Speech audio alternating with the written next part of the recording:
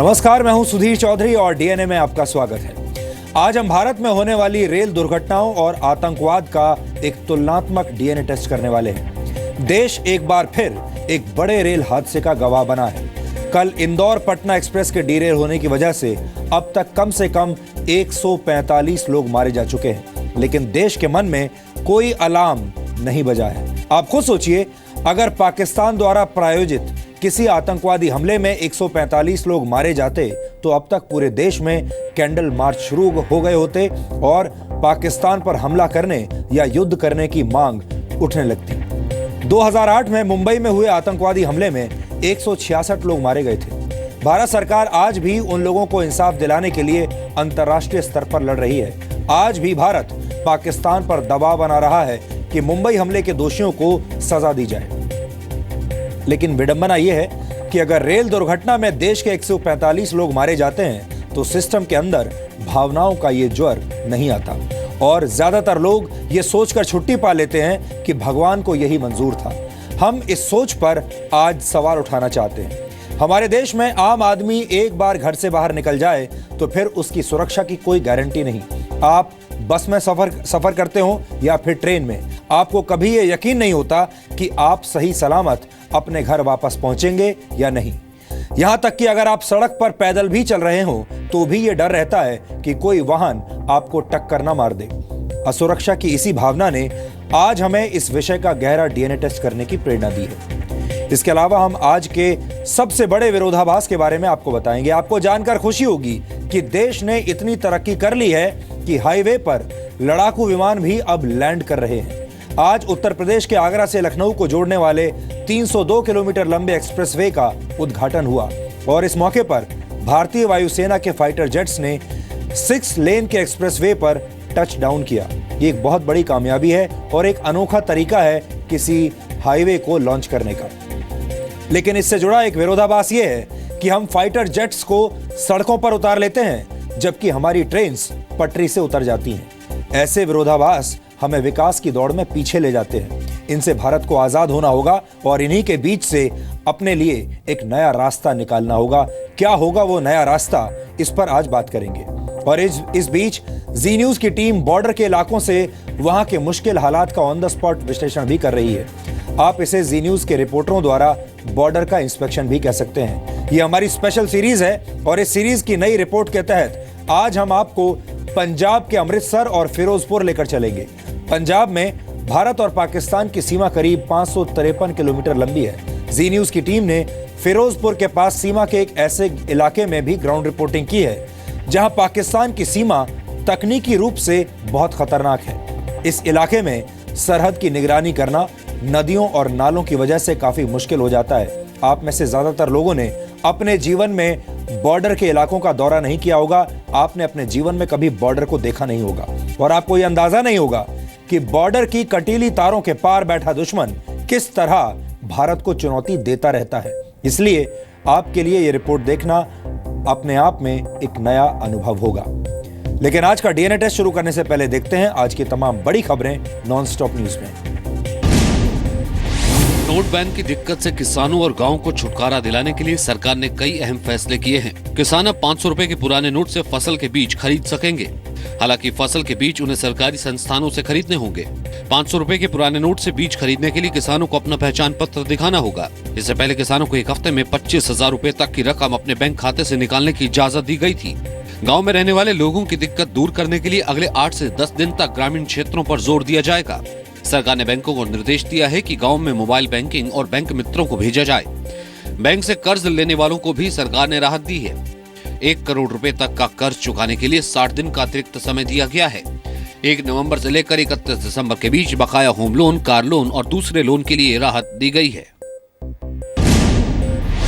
RBI ने शादी के लिए बैंक से 2.5 लाख रुपए निकालने के लिए नियम जारी कर दिया है। 30 दिसंबर से पहले होने वाली शादी के लिए ही ये रकम निकाली जा सकती है।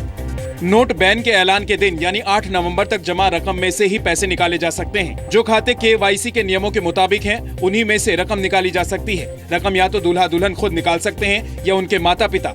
सबूत के तौर पर उन्हें शादी का कार्ड और मैरिज हॉल बुकिंग या कैटरर को पेमेंट की रसीद दिखानी होगी। साथ ही उन्हें ये भी दिखाना होगा कि जिस व्यक्ति को भुगतान किया जा रहा है उसके पास बैंक खाता नहीं है। बैंकों से ये भी कहा गया है कि वो शादी के लिए पैसे निकालने वाले लोगों को prepaid card, cheque, draft, credit और डेबिट कार्ड इस्तेमाल करने को कहें। जहां इनसे भुगतान मुमकिन नहीं है, वहीं सिर्फ नकदी का इस्तेमाल करने को कहा जाए।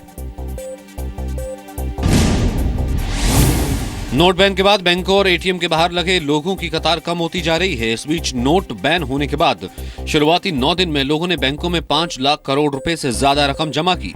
आरबीआई की तरफ से जारी आंकड़ों के मुताबिक 10 नवंबर से 18 नवंबर के बीच लोगों ने अलग अलग बैंकों में 5,44,571 करोड़ रुपए की रकम जमा की।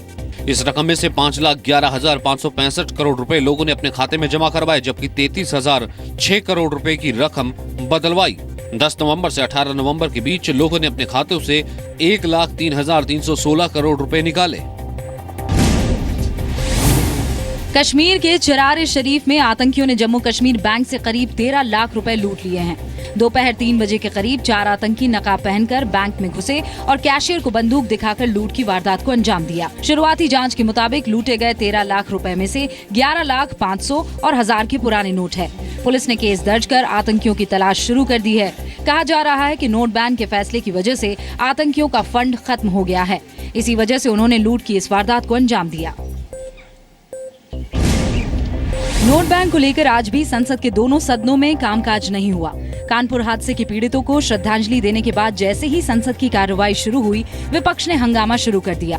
लोकसभा में विपक्ष ने नियम 56 के तहत नोट बैन पर बहस की मांग की। नियम 56 के तहत चर्चा के बाद वोटिंग होती है, लेकिन सरकार इसके लिए तैयार नहीं हुई। सरकार नियम 193 के तहत बहस चाहती है, जिसमें चर्चा के बाद न तो वोटिंग होती है, न प्रस्ताव पास होता है। राज्यसभा में विपक्ष ने पीएम के मौजूद रहने की मांग की। हंगामे के बाद वित्त मंत्री अरुण जेटली ने आरोप लगाया कि विपक्ष बहस से भाग रहा है। विपक्ष उस बहस से भाग क्यों रहा है?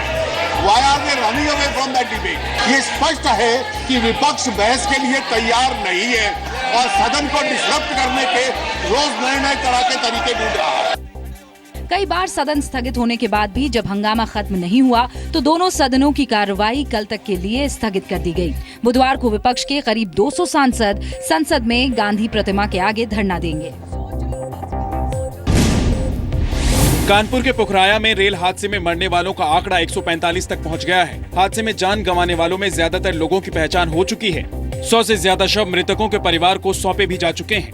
रेस्क्यू का काम पूरा हो गया है, लेकिन रेल रूट को शुरू होने में अभी थोड़ा समय लगेगा। हादसे को लेकर रेल मंत्री सुरेश प्रभु ने आज संसद में बयान दिया। विपक्ष के हंगामे के बीच रेल मंत्री ने कहा कि इसकी फॉरेंसिक जांच होगी। साथ ही उन्होंने दोषियों को कड़ी सजा देने की बात कही। Inquiry by Commissioner of Railway Safety into the accident has been ordered to determine the correct cause of accident. There shall be a separate comprehensive investigation aided by latest technical and forensic analysis. Strictest possible action would be taken against the guilty.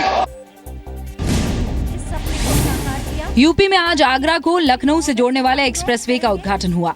Expressway के उद्घाटन के मौके पर वायुसेना के लड़ाकू विमान मिराज 2000 और सुखोई 30 ने टच डाउन किया। उन्नाव के बांगर मऊ में आयोजित समारोह में समाजवादी पार्टी के अध्यक्ष मुलायम सिंह यादव ने अखिलेश सरकार के काम की तारीफ की। महत्वपूर्ण सड़क है, देश की महत्वपूर्ण सड़क है और देश के लिए एक उदाहरण है।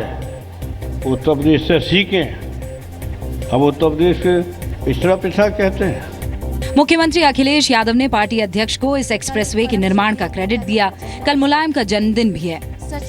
अगर नेताजी का आशीर्वाद न होता और आपकी मेहनत न होती तो शायद ये दिन नहीं आता। मैं समझता हूँ आने वाले समय में बहुत जल्दी ये जनता के लिए भी खुल जाएगा। बीएसपी अध्यक्ष मायावती ने कहा कि एक्सप्रेसवे अभी अधूरा है। अभी पूरा तैयार नहीं है, ये कच्चा है। समाजवादी पार्टी के मुखिया को भी ये मालूम है कि वो दोबारा से पावर में आने वाले नहीं है। जम्मू कश्मीर के राजौरी में पाकिस्तान की फायरिंग में बीएसएफ के हेड कांस्टेबल राय सिंह शहीद हो गए। राय सिंह हरियाणा के रोहतक के रहने वाले थे। गांव खेरी सांपला में कल उनका अंतिम संस्कार किया जाएगा। हमारे परिवार के लिए तो बहुत दुख की बात है, लेकिन वे देश की रक्षा करते हुए कुर्बान हुए, तो ये बहुत ही ज्यादा गर्व की बात है हमारे लिए। रविवार को राजौरी में पाकिस्तान की तरफ से शुरू हुई फायरिंग रात भर चलती रही, जिसमें बीएसएफ के 3 जवान घायल भी हो गए। पाकिस्तान ने गांवों को भी निशाना बनाया है। भारत की ओर से भी जवाबी कार्रवाई की गई। सीमावर्ती क्षेत्र में रहने वाले लोग स्वयं इस बात को स्वीकार करते हैं, इस बात की गवाही देते हैं कि जिस प्रकार की जवाबी कार्रवाई इस बार भारत की ओर से हो रही है, इस प्रकार की कार्रवाई पहले कभी कई दशकों में देखने को नहीं मिली और यही कारण है कि उनका मनोबल बहुत ऊंचा है। इस बीच सूत्रों से पता चला है कि पाक विदेश मंत्रालय ने भारत के deputy high commissioner JP Singh को समन किया। भारत ने भी पाकिस्तान की ओर से लगातार हो रही घुसपैठ की कोशिशों पर मजबूती से अपना पक्ष रखा। विवादित इस्लामिक उपदेशक जाकिर नाइक की संस्था इस्लामिक रिसर्च फाउंडेशन की वेबसाइट ब्लॉक कर दी गई है। साथ ही जाकिर नाइक के भाषणों और वीडियो को भी ब्लॉक कर दिया गया है। यूट्यूब और फेसबुक से जाकिर नाइक के वीडियो को हटाने के लिए NIA अमेरिका की सरकार से बात करेगी, क्योंकि इनके सर्वर अमेरिका में है। इस्लामिक रिसर्च फाउंडेशन पर केंद्र सरकार ने 15 नवंबर को बैन लगाया था। बैन लगाने के बाद जाकिर नाइक के खिलाफ FIR दर्ज की गई थी और मुंबई में IRF के दफ्तरों पर छापेमारी भी हुई थी। DNA में आज सबसे पहले हम आपको भारत के दो विरोधाभास की तस्वीरें दिखाना चाहते हैं। ये तस्वीरें बता रही हैं कि भारत की कामयाबी में कौन कौन से कांटे लगे हुए हैं। हमारे देश में फाइटर जेट्स सड़कों पर उतर रहे हैं और ट्रेन पटरियों से उतर रही हैं। उत्तर प्रदेश के आगरा से लखनऊ को जोड़ने वाले 302 किलोमीटर लंबे एक्सप्रेसवे का आज एक अनोखे ढंग से उद्घाटन हुआ और इस मौके पर भारतीय वायुसेना के फाइटर प्लेन्स ने भी एक्सप्रेसवे पर टच डाउन किया। लेकिन इस जगह से सिर्फ 140 किलोमीटर दूर कल एक बहुत बड़ा रेल हादसा हुआ था, जिसमें अब तक कम से कम 145 लोग मारे जा चुके हैं। रविवार की सुबह 3 बजे के करीब इंदौर पटना एक्सप्रेस हादसे का शिकार हो गई। ट्रेन के 14 डब्बे पटरी से उतर गए, जिसकी वजह से कई लोगों की मौके पर ही मौत हो गई। हादसा इतना भयानक था कि पीछे के कुछ डिब्बे दबकर अपने सामान्य आकार के मुकाबले आधे हो गए, यानी कोचेज बुरी तरह से पिचक गए थे। हादसे में मरने वाले ज्यादातर लोगों की पहचान हो चुकी है। 100 से ज्यादा शव मृतकों के परिवारों को सौंपे जा चुके हैं। मुआवजे का ऐलान हो चुका है, जांच कमेटी बना दी गई है और अज्ञात लोगों के खिलाफ FIR भी दर्ज कर ली गई है। अब कुछ दिन इस पर विमर्श होगा और फिर हमारे देश का सिस्टम और आम लोग इस हादसे को भूल जाएंगे और अपनी अपनी नींद वापस अपनी नींद में पहुंच जाएंगे। सब कुछ ऐसा लगता है जैसे ऐसे हादसों के बाद एक स्क्रिप्ट यानी पटकथा लिखी जा चुकी है। हर बार ऐसी दुर्घटना होगी और हर बार उसके लिए हम पहले से ही पटकथा लिख चुके होते हैं। ऐसा लगता है कि हम रेल दुर्घटनाओं में हो रही मौतों को लेकर बहुत ज्यादा सहनशील हो चुके हैं। हमारे सिस्टम ने, हमारी सियासत ने और कुल मिलाकर हम सब ने यह स्वीकार कर लिया है कि हाँ, रेल यात्रा के दौरान कुछ भी हो सकता है और किसी की भी जान जा सकती है। हमारे देश ने इस बात को मौन स्वीकृति दे दी है कि ट्रेन में सफर करने वालों के लिए सुरक्षित घर वापसी की कोई गारंटी नहीं होती। आप अपने रिस्क पर ट्रेन में सफर के लिए निकलते हैं। जरा सोचिए, अगर इन 145 लोगों की जान किसी ब्लास्ट में या किसी आतंकवादी हमले में गई होती तो क्या तब भी देश का रवैया ऐसा ही होता? अगर किसी आतंकी हमले में 145 लोग मारे जाते तो अब तक पूरे देश में कैंडल मार्च शुरू हो गए होते और पाकिस्तान पर हमला करने या युद्ध करने की मांग उठने लगी होती। 2008 में मुंबई में हुए आतंकी हमले में 166 लोग मारे गए थे और आपको याद होगा पूरा देश कितने गुस्से में उस वक्त आ गया था। भारत सरकार आज भी उन लोगों को इंसाफ दिलाने के लिए अंतर्राष्ट्रीय स्तर पर लड़ रही है। आज भी भारत पाकिस्तान पर इस बात का दबाव बनाता है कि मुंबई हमले के दोषियों को सजा कब दी जाएगी। लेकिन विडंबना यह है कि अगर रेल दुर्घटना में देश के 145 लोग मारे जाते हैं तो सिस्टम के अंदर भावनाओं का ये ज्वार देखने को नहीं मिलता, ये ज्वार नहीं आता और ज्यादातर लोग ये सोचकर छुट्टी पा लेते हैं कि भगवान को शायद यही मंजूर था। सन 2010 से 2015 तक भारत में रेल दुर्घटनाओं में 555 लोगों की मौत हुई है, जबकि 1600 से ज्यादा लोग घायल हुए हैं। भारत में आखिरी बड़ा आतंकी हमला सन 2008 में मुंबई में हुआ था, जिसमें 166 लोग मारे गए थे।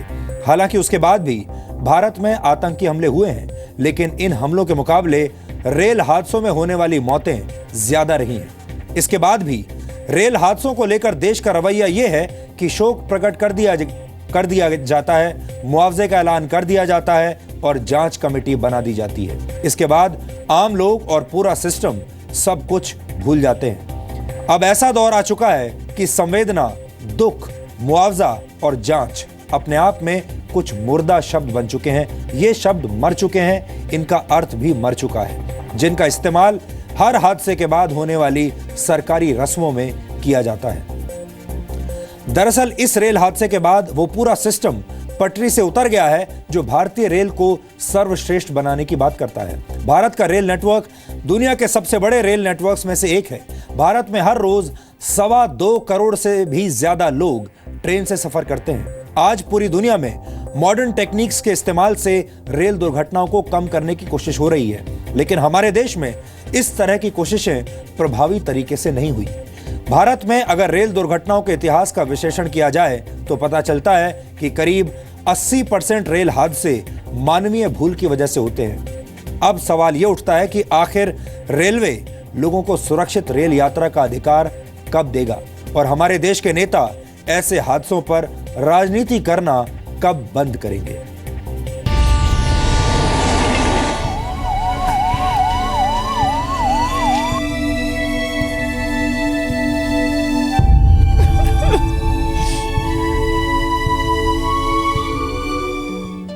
कौन कौन सफर कर रहा था?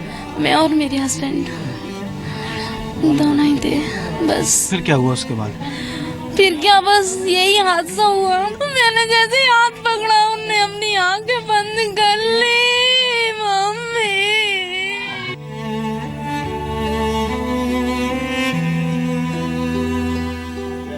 होगी ये त्रासदी आपके लिए। होंगे ऐसे सैकड़ों लोग जो इस हादसे के बाद खून के आंसू रो रहे हैं। होंगे ऐसे कई परिवार जो पल पल टूटती उम्मीदों के साथ अपनों की तलाश में मारे मारे फिर रहे होंगे। लेकिन अकाल मौत का यह सफर नेताओं के लिए सिर्फ सियासत चमकाने का सुनहरा मौका है। हम चाहते हैं कि ये जो 70 लोग अभी पिछले 15 दिन में लाइन में खड़े होकर पूरे देश में मर गए हैं, वो भी तो हमारे देशवासी हैं, वो भी गरीब हैं, किसान हैं, मजदूर हैं, उनके लिए भी तो यहाँ एक चेयर की तरफ से रेजोल्यूशन आना, यही हमारी मांग है, यही हमारी मांग है। 70 people have died. There is no such notice from you. The house should express their sorrow and grief on that.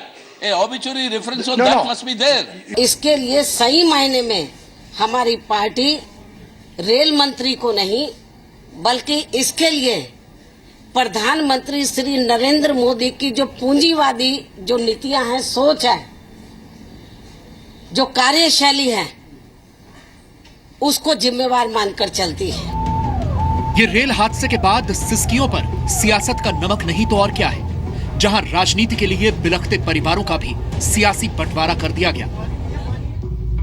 आज संसद की शुरुआत हुई रेल हादसे में मारे गए लोगों की श्रद्धांजलि से, लेकिन उसके फौरन बाद नोट बैन पर हंगामा शुरू हो गया।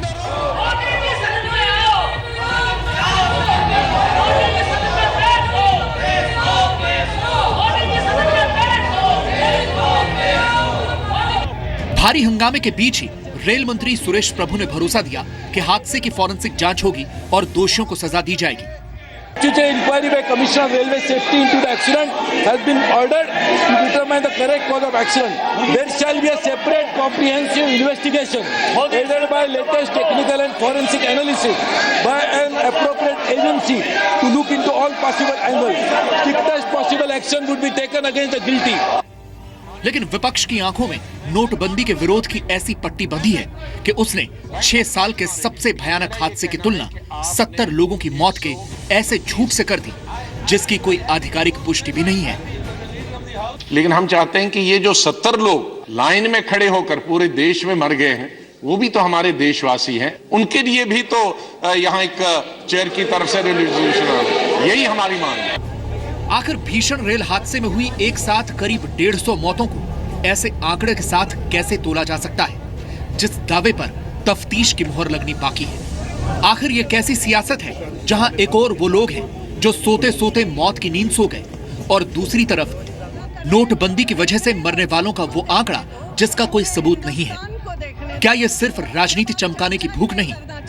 आप टीवी पे आना चाहते हैं, मैं टीवी वालों को बोलूंगी आप अपने मर्यादा में रहे और हिंदुस्तान देखे। You come here, they will show you on TV. एक और रेल हादसे पर जनता खून के आंसू रो रही है, दूसरी तरफ देश की सबसे पुरानी पार्टी इस त्रासदी की तुलना नोट बैन से कर रही है। जबकि खुद इनके पास भी ये जवाब नहीं है कि नोट बैन की वजह से जिन 70 लोगों की मौत का दावा कर रहे हैं वो आंकड़ा आया तो कहां से। विशाल पांडे के साथ ब्यूरो रिपोर्ट, जी मीडिया। और इससे पहले कि हम आगे बढ़ें, हम आपको एक बार फिर से वो दो तस्वीर दिखाना चाहते हैं जिसमें आपको विरोधाभास दिखाई देगा। एक ही देश है। आप देखिए, आज एक्सप्रेस हाईवे का उद्घाटन हुआ जहां पर हमारे फाइटर प्लेन्स सड़क पर टच डाउन कर रहे हैं और दूसरी तरफ हमारी ट्रेन पटरियों से उतर रही है। ये एक ही देश की कहानी है और इन दोनों घटनाओं में सिर्फ 160 किलोमीटर का अंतर था।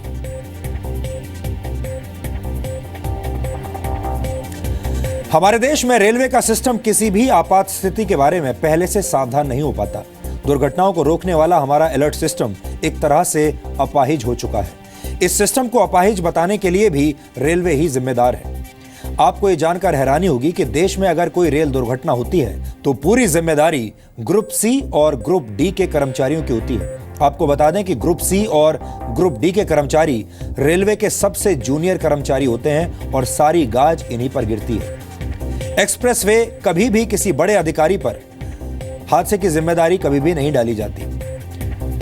गौर करने वाली बात यह भी है कि ट्रेन चलाने वाले रेलवे के ड्राइवर 12-12 घंटे की ड्यूटी करते हैं और ट्रेन चलाते वक्त उन्हें खाना खाने का भी वक्त नहीं मिलता। अक्सर उनकी नींद पूरी नहीं होती। कहा जा रहा है कि कानपुर में हुई ये रेल दुर्घटना एक तरह का रेल फ्रैक्चर है। ऐसे में आपको यह देखना चाहिए कि रेल फ्रैक्चर क्या होता है और भारत में सर्दियों के मौसम में रेल यात्रा इतनी खतरनाक क्यों हो जाती है। कानपुर में हुए हादसे की शुरुआती जांच में जो सबसे बड़ी आशंका जाहिर की जा रही है वो रेल फ्रैक्चर की वजह से इस हादसे को होना बताया जा रहा है। रेल फ्रैक्चर आपको अगर समझा दें तो पहले जो रेल थी वो फिश प्लेट्स के जरिए जुड़ी होती थी।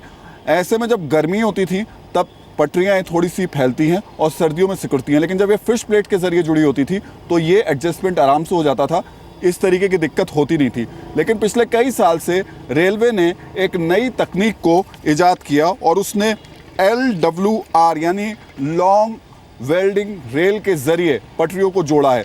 और इसमें दिक्कत ये होती है कि ये इसमें पटरियों को वेल्ड किया जाता है और इसमें जो फैलने सिकुड़ने का पटरी को स्कोप मिलता था वो नहीं मिल पाता है। वहाँ दिक्कत शुरू होती है और इसी वजह से फ्रैक्चर की सी आशंका बन जाती हैं। तो यहाँ पर जो लोग अभी तक रेलवे के अधिकारी जांच कर रहे हैं वो ये आशंका जाहिर कर रहे हैं कि 99% रेल फ्रैक्चर की वजह से ही ये हादसा हुआ है।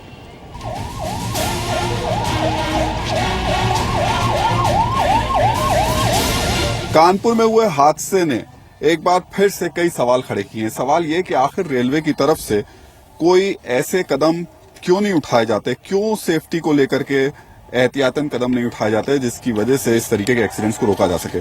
आज हमारे साथ खुद रेलवे में ड्राइवर के तौर पर काम कर रहे संजय जी हैं। संजय जी वैसे ड्राइवर यूनियन के अध्यक्ष भी हैं। संजय जी, सवाल सबसे पहले तो यही है कि इस एक्सीडेंट को आप लोग किस तरीके से देख रहे हो? इंडियन रेलवे में एक्सीडेंट्स कोई नई बात नहीं है और Indian railway loco running man organisation के वर्किंग प्रेसिडेंट की हैसियत से मैं आपके नोटिस में लाना चाहता हूं कि प्रॉब्लम एक्सीडेंट्स की machine failure, man power failure के साथ psychological failure of railway employees and officers भी है।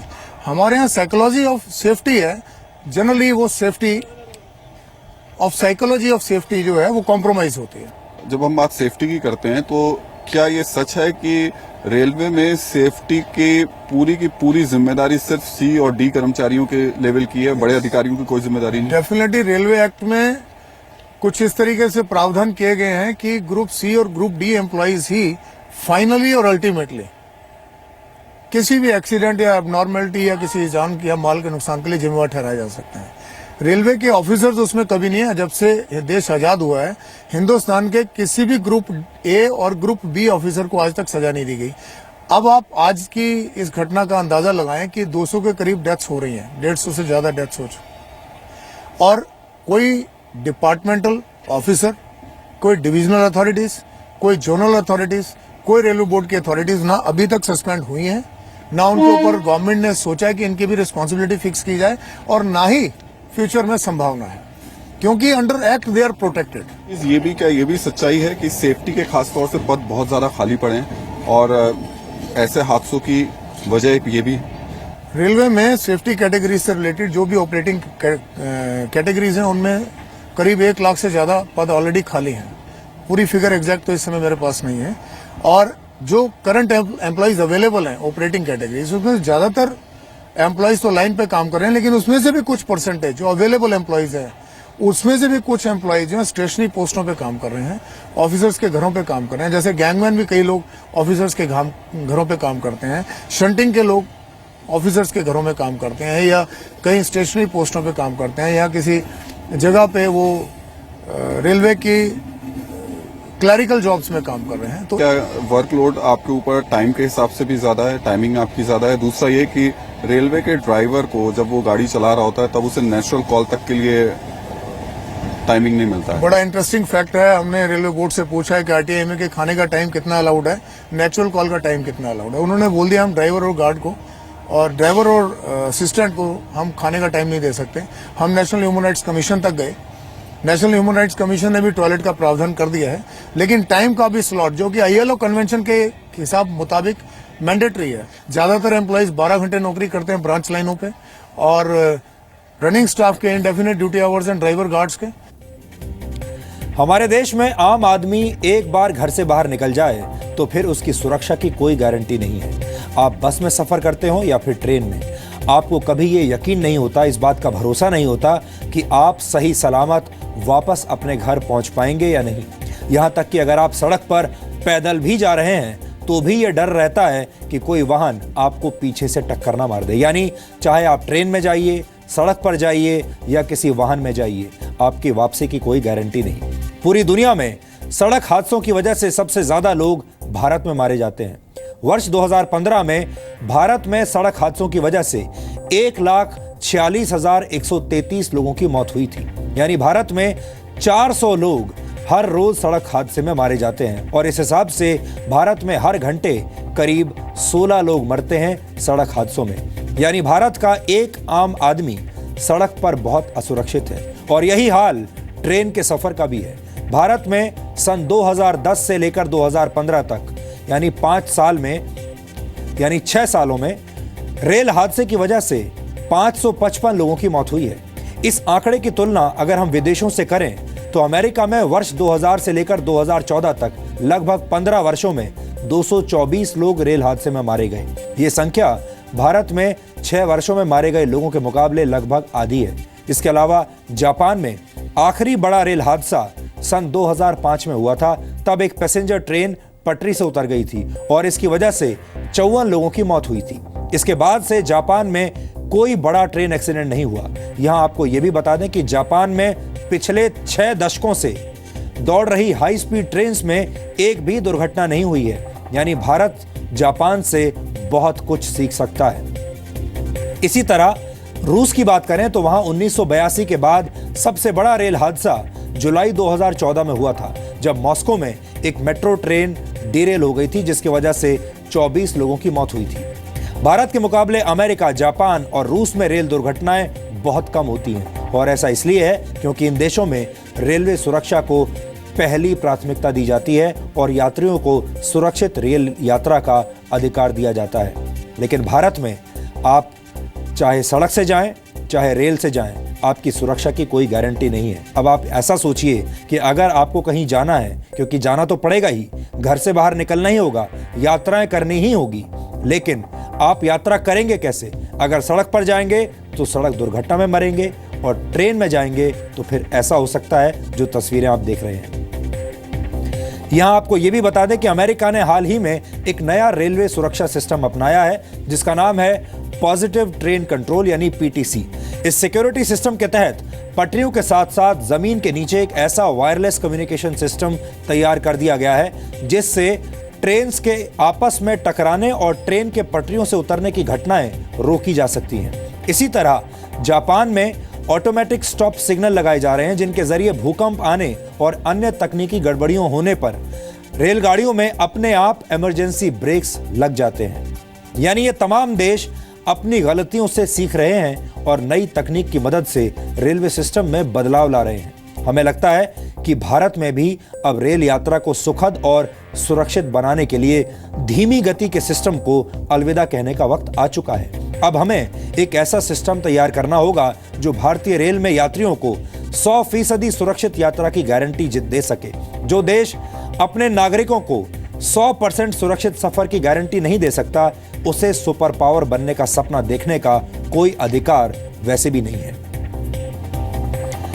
यानी यह बात साफ है कि भारतीय रेल पर बोझ अब बढ़ रहा है। इसलिए अब आपको यह लग रहा होगा कि इस बोझ को कम करने के लिए हमें ट्रैक्स बढ़ाने चाहिए। लेकिन अब जो आंकड़े मैं आपको दिखाने जा रहा हूं वो बहुत शर्मनाक है।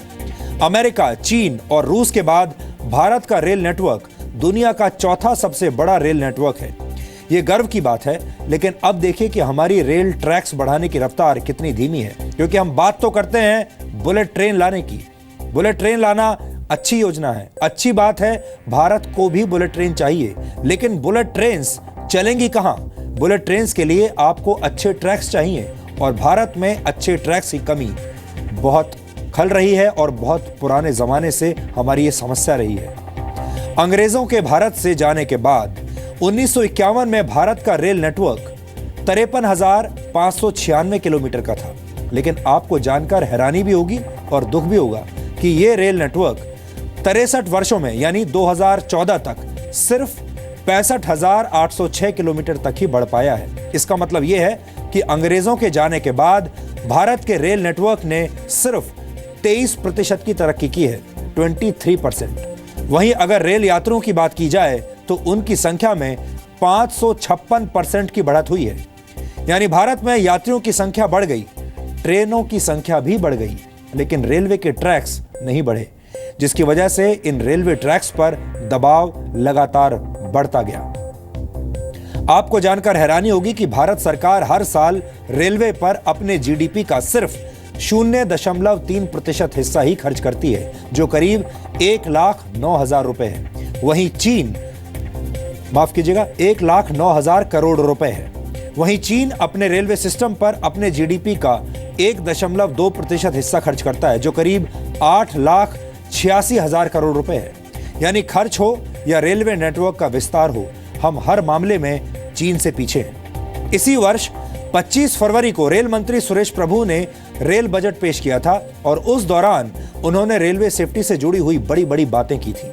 सुरेश प्रभु ने दुनिया के कई विकसित देशों के साथ रेलवे सेफ्टी को लेकर कॉन्ट्रैक्ट्स करने के बड़े बड़े दावे भी किए थे और यह भी उम्मीद जताई थी कि देश में जीरो रेल एक्सीडेंट सिनेरियो के लिए एक रोड मैप तैयार होगा। आज आपको रेल मंत्री सुरेश प्रभु के रेल बजट के भाषण की कुछ चुनिंदा बातें भी सुननी चाहिए और हम भी चाहते हैं कि आज के दिन वो अपने उन तमाम वादों को, अपने उन दावों को जरूर याद करें।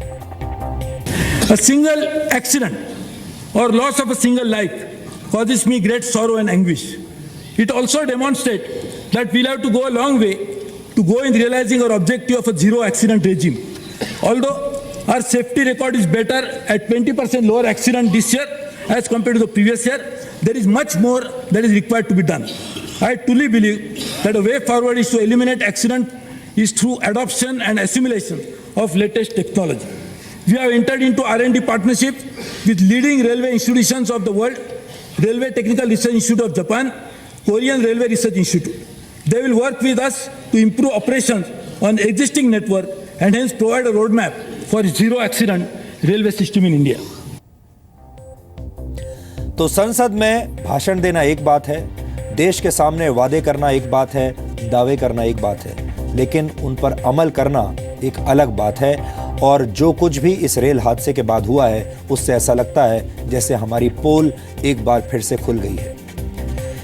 लेकिन सिर्फ गलती सरकार की या भारतीय रेल की ही नहीं है। अब आपको ये बताते हैं कि हमारे देश के लोग कितने जागरूक हैं और हमारे देश के लोग क्या करना चाहते हैं। कल हुए इस हादसे में एक और बात सामने आई है और वो ये कि इंदौर पटना एक्सप्रेस के ज्यादातर यात्रियों ने बीमा नहीं करवाया था। सिर्फ 30% यात्रियों ने IRCTC की बीमा योजना का इस्तेमाल किया था। हादसे वाली ट्रेन में 410 टिकट IRCTC के जरिए बुक कराए गए थे, जिसमें सिर्फ 126 टिकट में ही बीमा योजना का इस्तेमाल किया गया था।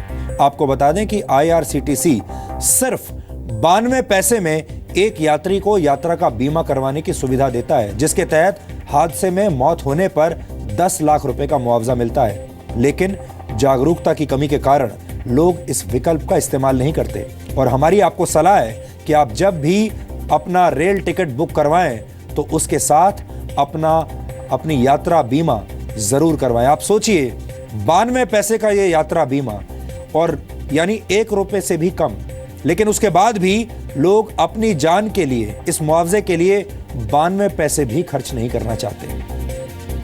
कुल मिलाकर बात यह है कि हमारा सिस्टम रेल हादसों को लेकर गंभीर नहीं है और हमारे देश के लोग भी अपनी सुरक्षा को लेकर जागरूक नहीं है। इस स्थिति को बदलने के लिए हमें कई बड़े कदम उठाने होंगे और इसके लिए हमारे पास बहुत ज्यादा समय नहीं है। देश की सरकार और सिस्टम को यह काम तेजी से करना होगा, ठीक वैसे ही करना होगा जैसे बुलेट ट्रेन चलती है। यानी बुलेट ट्रेन के सपने देखना अच्छी बात है, बुलेट ट्रेन को खरीदकर भारत में ला भी सकते हैं, लेकिन जब वो बुलेट ट्रेन भारत में चलने लगेगी तब हमें यह पता चलेगा कि हमारे देश के सिस्टम में बदलाव की जो रफ्तार है वो बुलेट ट्रेन वाली नहीं है, वो पैसेंजर ट्रेन वाली है।